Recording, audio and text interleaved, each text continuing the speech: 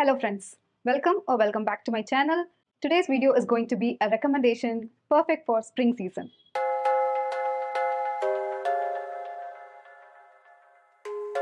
Speaking of spring, spring is not cottagecore for me. For me, spring is a time where everything gets rejuvenated, everything comes back to life from dark times. So most of the books that I'm going to suggest today are going to have similar vibes to it. I have 7 books to talk to you about today. So let's start off with the first book and my favorite book of this list. And that book is The Inheritance of Orquidea Divina by Zoraida Cordova. This story is about Montoya family. One day, the eldest grandmother of this family, who's Orquidea Divina, is sending out letters to all her family members, informing them that she's dying and she's asking them to come and collect their inheritance. But when they come and see her, they are finding her to be turning into a tree, which is leaving them with more questions than answers. So after her death, there is a hidden figure that is trying to kill everyone in their family and destroy Orquidea's family line. People are set to find out why. And this is a story with so many elements to it. This story has a unique plot line which is genre blending. Just when you think that the story is a little bit dragging, please do check that out. It comes with a twist and everything is much better after that. It is really a wonderful experience reading this book. I have a separate vlog that is in my channel. If you want to check it out, I'll link down below. I kind of like reading family dramas. This has one of the best family drama, and it says a lot about sticking to your roots and being there for your family, which are all the values that I live for. This was naturally very sweet to my heart, and I cannot recommend you enough to read this book. Please pick it up. You will have a wonderful time, and spring is the best time to read this book. The next story I want to tell you about is from an author that is kind of very favorite to me, that is T.J. Klune, and the book is Under the Whispering Door. I love this author's first book. I think it is The House in the Cerulean Sea, which is very perfect for summer. I guess I will give you a summer recommendation video very soon. That will take place in that video. But this book screams spring. The story itself follows Wallace Price. He's finding himself dead one day, and a reaper comes to collect him, and they are taking him to in-between place between real world and the world beyond. He has to stay there for some time, and that happens to be a tea shop, which is really cozy. And the description of the tea shop, everything is really atmospheric for spring. Hugo is the person who's running the tea shop, and the dynamics between Hugo and Wallace Price is so beautifully written. I loved every bit of everything about this world. There is 2 ghosts in the story. One is Hugo's grandfather and Hugo's dog, who's called Apollo. They both make the cutest pair. It is funny, it is hilarious, it speaks about a lot of important stuff. It speaks about philosophy, it speaks about life in general, and there is a lot to think about after you read this book, but it will not give you a heavy feel after reading it. It's very light-hearted, it's very cute, and it is LGBTQ+. It is really good.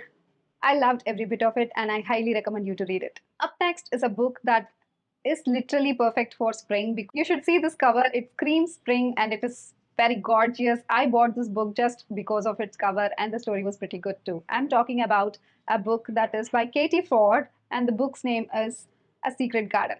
Doesn't it look beautiful? The colors, the garden, the illustrations, everything was so pleasing to eye, and I could not resist picking this up when I saw this in an old bookshop. I've never heard of this author before. Apparently, she writes a lot of romantic stories. This is the only book that I have read from her, and I liked it, I should say. The story follows Lorna and Philly. Both are friends, and they are working on a mansion's garden, and they are literally creating a garden from the scratch for a very wealthy man. And both of their love lives are resolutely closed for now. And they meet men, they fall in love with them, and there is a little bit of drama. You know that they're going to get back together, but there is a little bit of drama to it, which adds so much fun to the story. I'm not a romantic book reader, so when I say it is a good book, I think it really did speak to me. So I hope you also like this. This will give you all the atmospheric feels of spring. There is baking, there is garden, new flowers are growing from the scratch. There is a local market, and it also happens in a small town, which is my favorite setting in any book. So this was great. Do check it out if you like romantic books. Next is a book that I have already recommended you in my previous videos, but this deserves more hype, and I think everyone should read it. We saw in the last recommendation A Secret Garden, and this time we are going to see The Secret Garden by Frances Hodgson Burnett. This is a classic book. The story is about Molly, who loses her parents and she's been sent to live with her uncle. And there is a huge mansion. There is a garden which is not being taken care of. She befriends a caretaker's son in the estate who's Dixon. They both become friends. They kind of work on that garden, and she also finds her cousin who's staying in the estate who's ill. After Molly visits the estate, the entire estate blooms literally.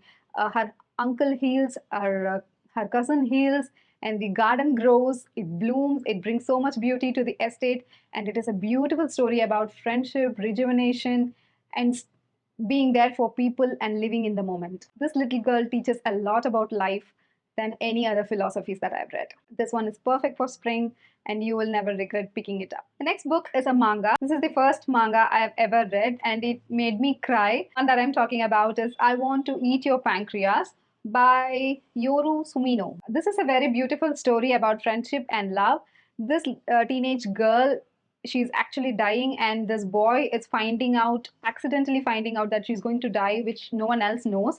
So that kind of makes them closer to each other, and the last days of her life was spent with this boy, and this boy is learning a lot from her. He is learning about life. They have very important conversations among them. It is really very simple when you think about the concept is very simple, but yet it is very touching and very, very beautiful. I loved the book. I loved the illustrations. This book you can fly through like anything. You can read it in a single day, and it is very much apt for spring because they talk a lot about the sakura flower that blooms in spring in Japan. When I was curating the list for this recommendation, I found this book on my shelf and I was wondering why haven't I read anything else from this author, because I really loved this book and it was very much dear to me. I keep thinking about this book a lot, but I never read anything else from her. Probably this is my sign to read more. I'm talking about Nina LaCour, and the book is Watch Over Me. This is a young adult book, contemporary one, and the story follows Mila.